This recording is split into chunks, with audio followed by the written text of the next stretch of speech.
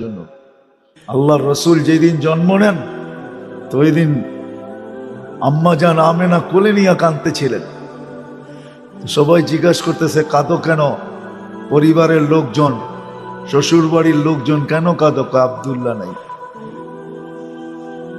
কেন? আব্দুল্লাহ থাকলে এতক্ষণে খেলনা চলে আসতো।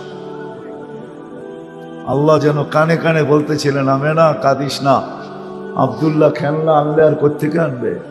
মক্কার বাজার থেকে পাথরের আনবে, কাঠের আনবে, প্লাস্টিকের আনবে, মাটির আনবে। সূর্য ডুবতে দে, চাঁদকে খেলনা বানায় পাঠায়।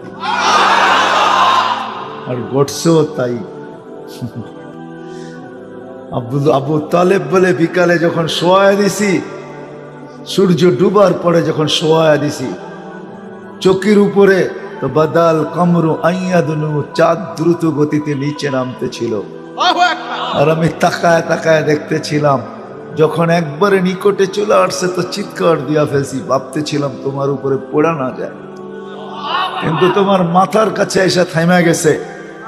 তুমি হাত পাও নাড়াচাড়া করতেছিল আর চাঁদ উপরে ডান্স করতেছিল। ডান্স তো বলছে চাচা জানেন চাঁদ কি বলতেছিল? তা তো জানি না। বলে আন্নাল কামারা ইউগান্নিনি ওয়া ইউহাকিনি ওয়া ইয়ামনাউনি মিনাল বুকা। চাঁদ আমাকে ছন্দ শুনাইতেছিল, কান্না থেকে বিরত রাখতেছিল। আমি যেন না কাঁদি, কাঁদলে আম্মার কষ্ট হবে।